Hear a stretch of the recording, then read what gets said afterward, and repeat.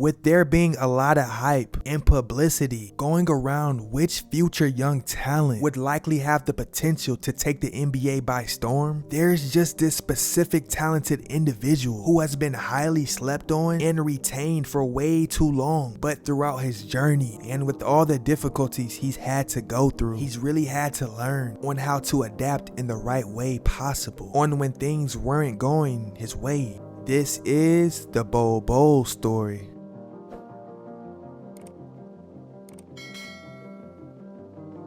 Bol Bol was born on November 16, 1999 in Khartoum, Sudan. Now prior to Bol Bol being born, his father Manute Bol played 10 seasons in the NBA, and while standing at 7'7", he was known for his elite shot blocking.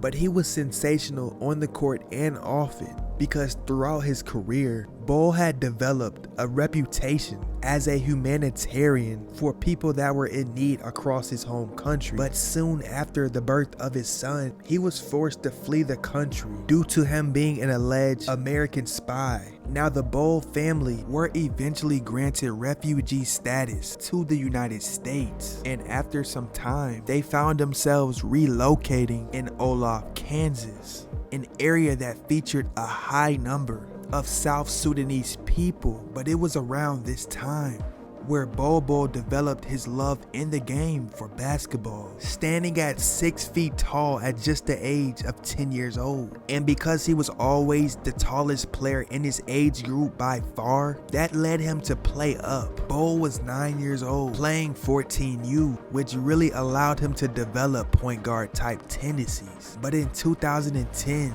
Bol's father, Manute, would pass away due to complications with Stevens-Johnson syndrome. The man who he had looked up to and learned and modeled his game after was gone, and it took a couple years for Bol to really get over it. He began to realize that in order for him to reach his lifelong goal of making it to the NBA to make his father proud, that he was going to have to devote a lot of his time and effort on becoming the best player he could possibly be. By 6th grade, he was already 6'4", and as his game continued to mature, he started to attract national attention. Bol attended 3 different high schools and showed a tremendous amount of potential from his shooting to his playmaking.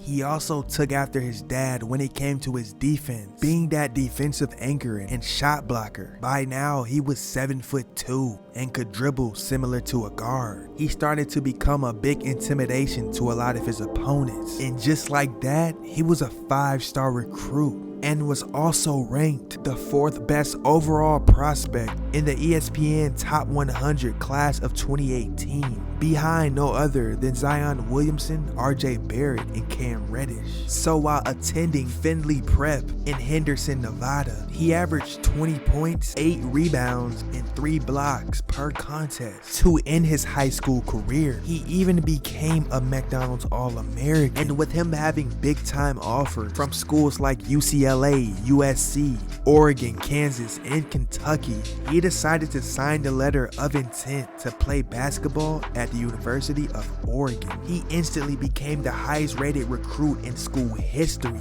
but expectations were crazy high. So in his very first game, he put up a double-double against Portland State, and this is where Bol was able to put up 12 points, 12 rebounds, and 3 blocks. He was even able to score over 20 points in 5 of his first 9 games with a season high of 32 points against Texas Southern. But things would take a turn for the worse. Bol injured his left foot on December 12, 2018 in a Oregon win against San Diego, and since it was soon later confirmed that he suffered a stress fracture to his navicular bone, it was a very unusual injury which was very difficult to treat, and that setback did cause his season to get cut short in January.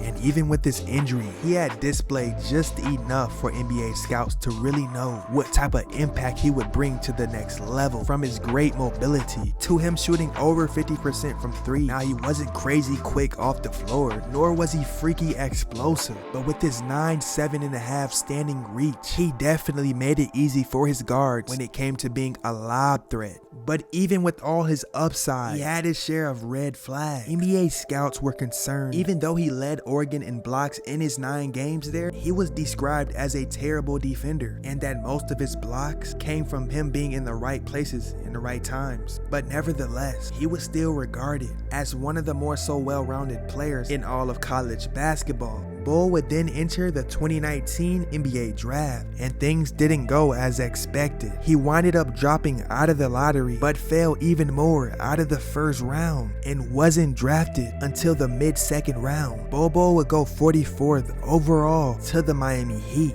The Heat would then trade its draft rights to the Denver Nuggets for a 2022 second-round draft pick. The Denver Nuggets would sign Bull to a 2-way contract, which was guaranteed an amount of $100,000.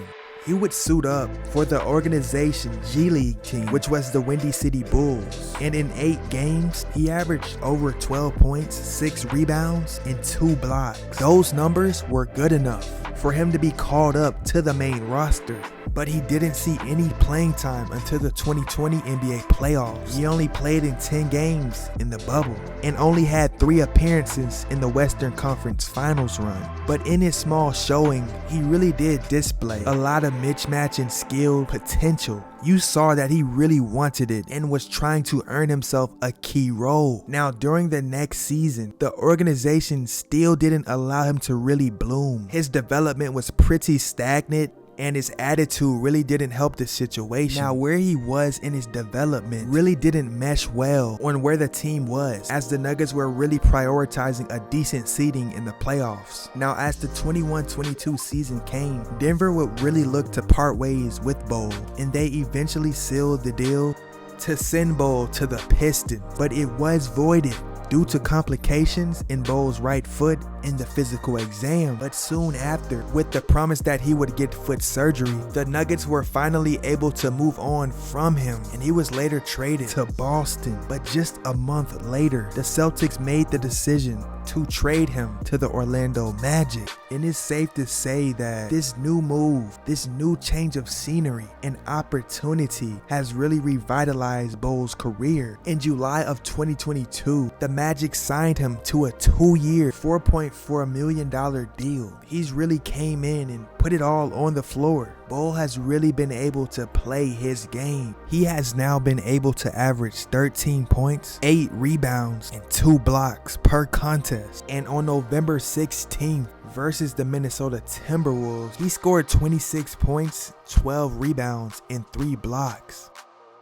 Bull was inspired by his father and wanted to be just like him, despite having the big shoes to fill.